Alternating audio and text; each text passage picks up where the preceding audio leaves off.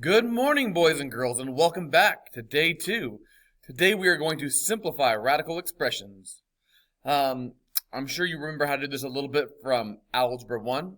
I'm going to do the first problem, at least to begin with, the same way you probably did in Algebra 1. This is pretty much the way we teach it here at Reno High School. If I want to simplify the square root of 12, we don't like this. We want all our radicals to look the same way. In simplified form, just like you always reduce fractions, kind of the same idea. So if I were going to simplify this, back in the day, you probably went and made yourself a little tree like that, and you went, I need to find any two numbers that multiply together to give me 12. Hey, how about 6 and 2? Those work.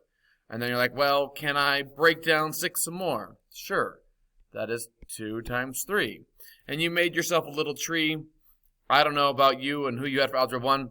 When I used to teach as an Algebra 1, I used to talk about gangs and how radicals were a jail, and you'd break the inmates down to their own gangs, and then you had to separate them. So here I had some, 2 gang members, and there was a 3 gang member here, okay? And then our rule for jail was to break out of jail. You had to go in pairs. This is a square root, and when you break out of jail, one guy always dies. So one guy got out of jail, and, the 3 didn't have anything to break out of jail with, so he was stuck inside. That was the story I told to kind of help us along with these problems. It's kind of fun and nice and good when you're a freshman and you're just getting used to math and algebra and everything, or in 8th grade. But now we're big boys and girls. We're, young ladies and gentlemen, and we are ready for something a little more, mathematically savvy, shall we say. So, instead of doing this problem that way, I want us to get used to it. I know a lot of you like that way, okay? And it works great with small numbers like 12. As we're going to get to bigger numbers, crazier things, as we move on to the second semester, that way is not going to treat you kind, all right? What we need to do is we're going to want to, the way I think about it is, find the perfect square, the biggest perfect square that goes into the number. Yesterday, I told you, I gave you a list of all the perfect squares to 20. And I said, you need to know these, you need to memorize these, and it's going to help you. You want to have those down, okay? But I'm going to try to find the biggest perfect square that goes into 12. And so, I literally just go down my list and say, can I go 12 divided by 1? Yes, 12 divided by 1 is 1. That doesn't break stuff down much. All right, how about 12 divided by 4? I got to use perfect squares, okay? Don't just pick any number. You need perfect squares. So 1, 4, 9, 16, 25, 36, 49, 64, 81, 100, 121, 144, 169, 196, 225, 256, 289, 324, 361, 400. Those are the ones you want to use, okay? I'm going to use those ones, and so in this case, hey, 4 is a perfect square that goes into 12. And I can break this up to the square root of 4 times the square root of 3. Okay? The reason I want to pick perfect squares is because now I can take the square root of 4, and the square root of 4 is 2 root 3. Here's the beauty about this method. Your method probably right now seems easier because you're comfortable with it. However, as the numbers get bigger, crazier, uglier, the work for this stays the same. Those trees, as the numbers get bigger, get so big and ugly and complicated that you're going to lose stuff. It's easy to make mistakes. But now we can always do this. And even better, if you don't know, some of the things, we can always pull out a calculator. And we can, just start dividing on our calculator by our perfect squares. And it works great. Okay? If I did this, 12 divided by, is it working? No. Calculator's slow with this program. 12 divided by, well, whatever. It's not working. I'm not going to worry about it. We'll come back to that in a little bit. Put you away. Okay, so next one now. Practicing our new method. Okay, I really want everybody to practice this new method. Try to break these up using your perfect squares. Every year I get resistance at the very beginning, but once people start doing it, they're like, man, why didn't they teach us to do it this way in the first place? Okay, so the next one. Biggest perfect square that goes to 18. I'd go 18 divided by, I always skip 1 because 1 doesn't break it down. So 18 divided by 4. Doesn't work. 18 divided by 9. Oh, that works. So, square root of 9 times the square root of 2, or we get 3 root 2. Okay? And again, if you have problems with your dividing, maybe this next we're going to pull the calculator out. We'll play around with that a little bit. Again, try to anyway. This really becomes easier. So let's try again with the calculator. Let's see if it works now. Oh my gosh, I'm not going to get to pop up. Oh, there it is. There it is. All right. So now 48. So again, maybe 48. I'm not as good with my numbers. So 48. Not 8. Come on, work calculator. 48 divided by 4. Okay, this works, right? Here's my issue with this one here. That works, and I can do that just like you can reduce fractions. However, it does not break it down like fast enough. You want to look at your answer. If you can get another perfect square in there, then you did not pick a big enough perfect square. So I got to go find another one. I'm going to just do some real fast because the calculator's working slow, and I'll pop up the work and we'll talk about it. Okay, with my slow calculator, I plugged in the stuff so you can see my work now. So I did 48 divided by 4, 12. We said 12 was too big still. I got to go smaller. So 48 divided by 9. It didn't work because I got a decimal. I needed to go in evenly. Then I did 48 divided by 16. 48 divided by 16 gave me 3. I can't get a perfect square into 3, so I know I've gone far enough. So now I can take this and rewrite it as the square root of 16 times the square root of 3. Or this becomes 4 root 3. You can see if you try to do this with the tree method, that again is going to get big and ugly and not so fun to play with. Okay. Number 4, square root of 324. If you were listening earlier, you know that's the one I was talking about. You should have that memorized. 324 is 18. If not, I guess maybe try plug numbers in your calculator first.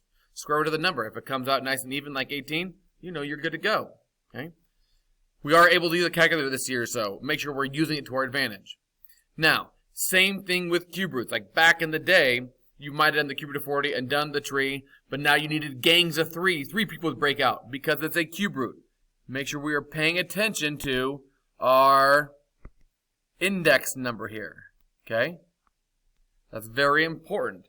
But now that I see that I got a cube root, I want to pick perfect cubes instead of perfect squares. So now I'm going to go over to that other list we talked about yesterday. 1, 8, 27, 64, 125, 216, 349. We're going to go to that one, and we're going to try to simplify using those.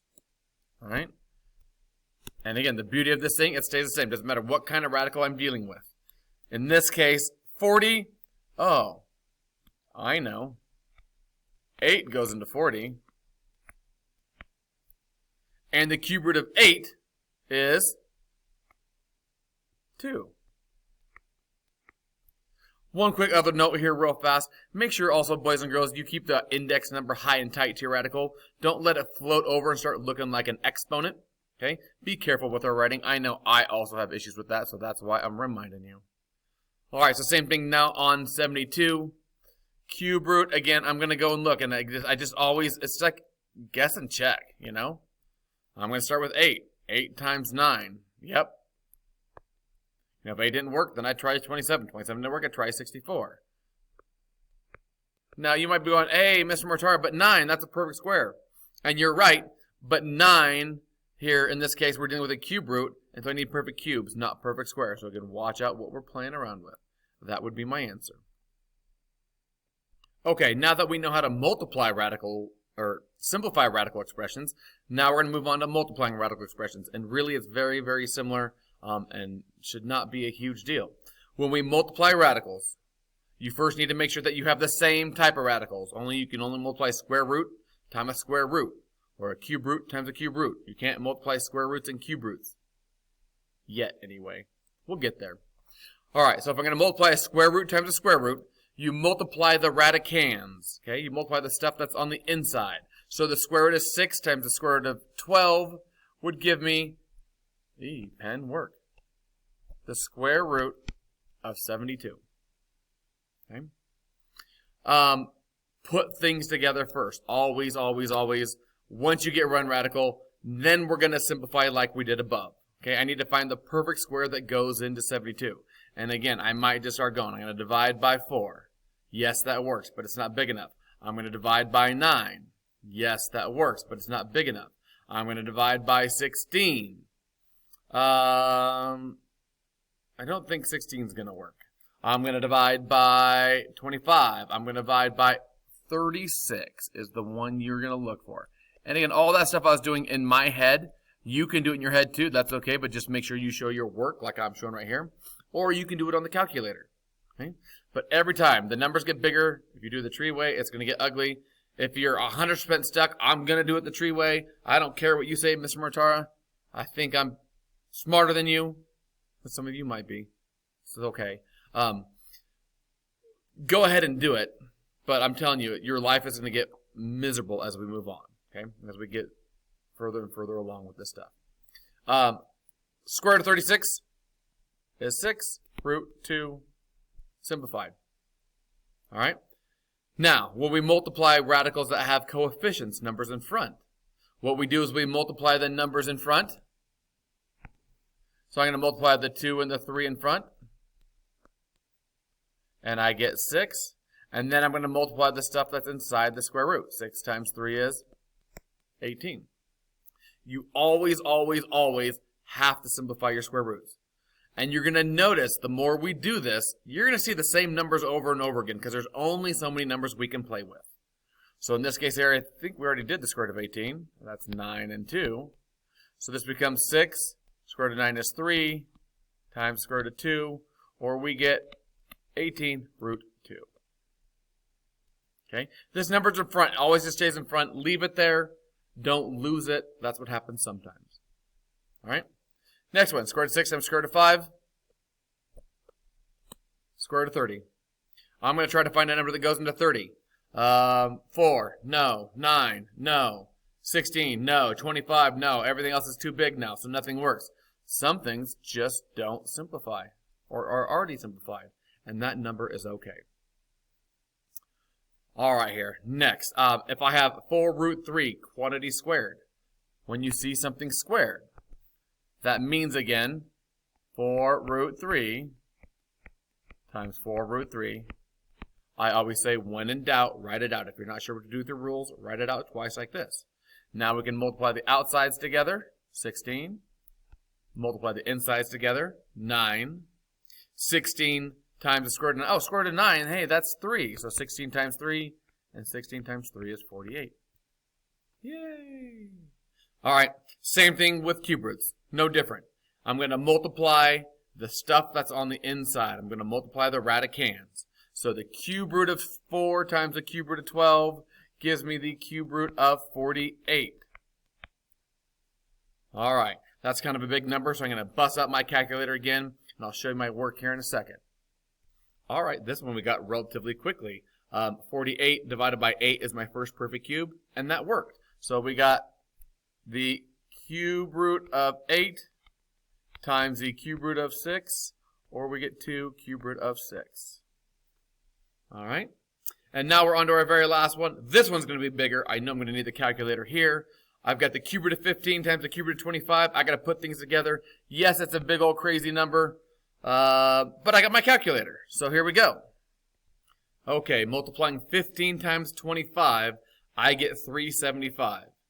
Now this is where I'm saying, hey, if you try your tree thing on this, you can do it, but it is going to get ugly and ugly quick. Okay, this is definitely one I want to use my calculator on.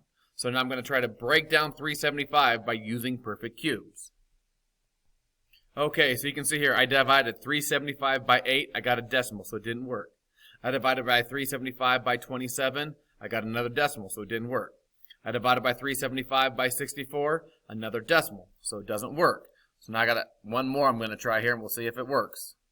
All right, 375 divided by 125. And yay, that one did work. So we're in good shape here. Notice I'm always putting the perfect cube or perfect square in front. That's where it belongs. That's where the coefficient's going to go. And so in this case, we end up with 5 cube root 3. Also, one more last quick little hint here. If you look back at these problems, you might have guessed, because there's so many 5s in number 12, 15, 25, that 5 cubes is going to be the one that worked. If you go back to number 7, okay, with the 6s and the 12s, there's like a lot of 6s in that problem. So it kind of made sense that 36 or 6 squared worked. Sometimes you get a good feel by looking at the numbers in the problem which one works. All right, boys and girls, try the homework tonight, and we will talk to you again shortly. Goodbye.